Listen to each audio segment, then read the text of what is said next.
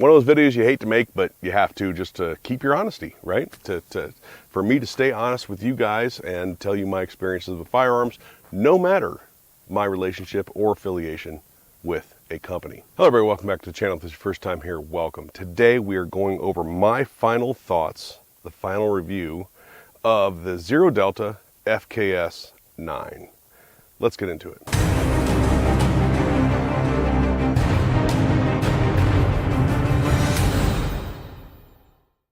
So, for full transparency, I purchased this gun. I am an affiliate of ZRO Delta, but I paid 50% off for this gun, whatever it was, a few months back. If you think my affiliation with ZRO Delta affects my review, go ahead and click off now and miss out on the review.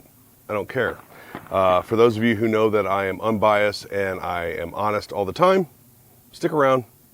Find out my final thoughts on this pistol. So when I first reviewed this pistol, when I did the first shots video, I'm gonna go ahead and put a link to the video down below. I also put a card up here to the video as well for the first shots. I think it was the first 200-ish rounds of this pistol. And I titled it that this ZRO Delta FKS-9 Glock clone is driving me nuts. And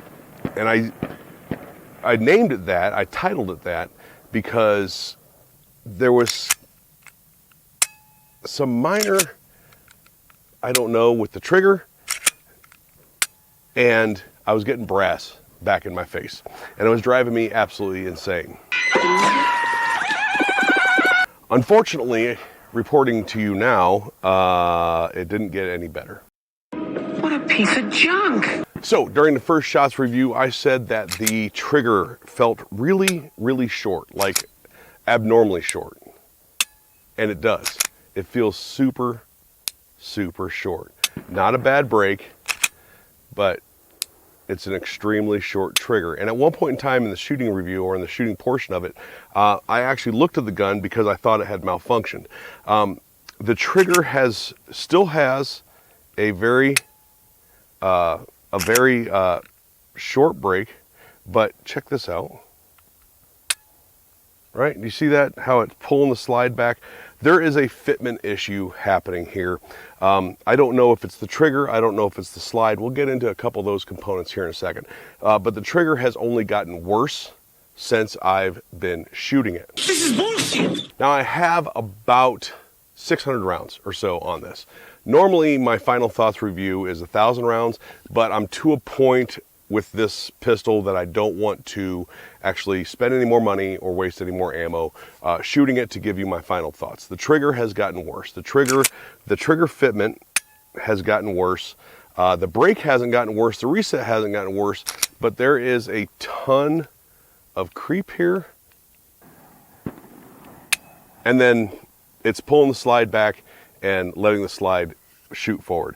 The fitment, whatever's happening in here, has just gotten worse over time. Now I was able to fix the brass in the face problem. I went ahead and I bought a new Gen 3 OEM Glock Gen 3 ejector, trigger housing ejector, and that didn't fix it. So I had a lot of people in the comment section of the first video on this saying try Gen 4, Gen 5, right, ejectors.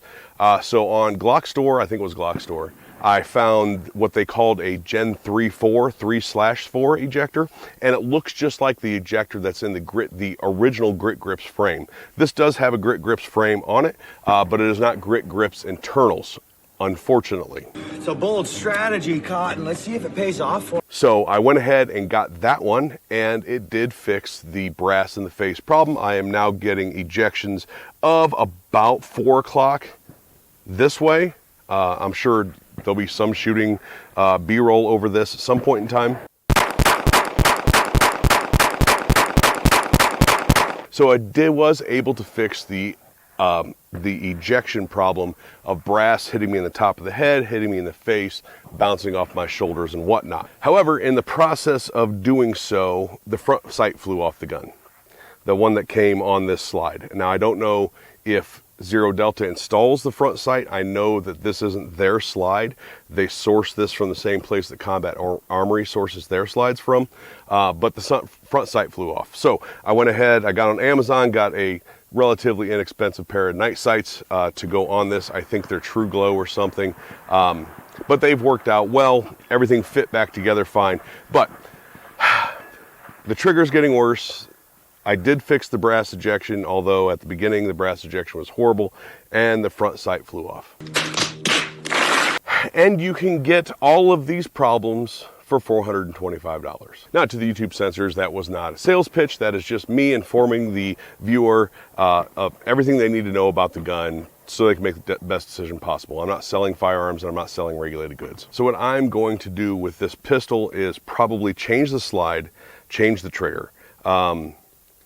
Anybody, any manufacturer out there listening that is sourcing parts, personally, I would stay away from anything that's got Combat Armory's name on it or that they source their parts from, because nobody in that whole circle of stuff understands what quality control nobody understands what tolerances are, and I think right now we're having some proof of that. Now, I understand that when you put together various pieces of any pistol, you do have stacking tolerance problems.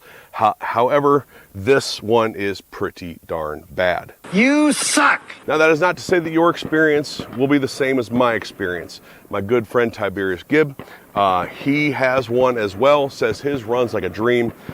So this may be a one-off thing, which is the only thing I have to report off of is my experience. He said his run's great, and I'm super happy his does. But this one I'm holding in my hand is an absolute no-go for me. So in my first review, my initial shots review, I said at $425, $420, whatever the going price was, that not being optics cut, this is really at the upper top end of anything I would pay for this style of pistol. And I say that because you can put together a full grit grips pistol, with the exception of the Holosun. This is all grit grips, including the magwell and the trigger. I did change out the trigger, but for under $400. And you can pick up a Bear Creek Arsenal BC-102 for under $300. And this has the grit grips frame, which I'm a super big fan of, but they're optics cut. They have better slides, and for both of them, I've had far better luck for up to $100 less. You suck. Again, I had a very long conversation with a nice gentleman at the Zero Delta booth at SHOT Show. He seemed to take these criticisms very well. I told him the issues. He was like, oh, God damn it. I think the way I took it is I think they are open to suggestions and fine-tuning the gun a little bit better, maybe even using some higher quality parts to match the price point that they're currently asking, or to even bring the price point down. I hope one of those two things happen. I'm okay with the price point if they go with higher quality stuff, optics cut, and I'm okay with a lower price point if they just fix a couple of small things in here. So that is it for the Zero Delta FKS-9, the Zero Fucks 9. I love the name. I love the grip. I do like some of the features of the gun. I just cannot, at this point, recommend that firearm. I do appreciate everybody out there watching. Don't forget to hit like, share, subscribe. One of those videos you hate to make, but you have to, just to keep your honesty, right? For me to stay honest with you guys and tell you my experiences with firearms, no matter my relationship or affiliation with a company. Thank you all for watching, and we'll talk to you later.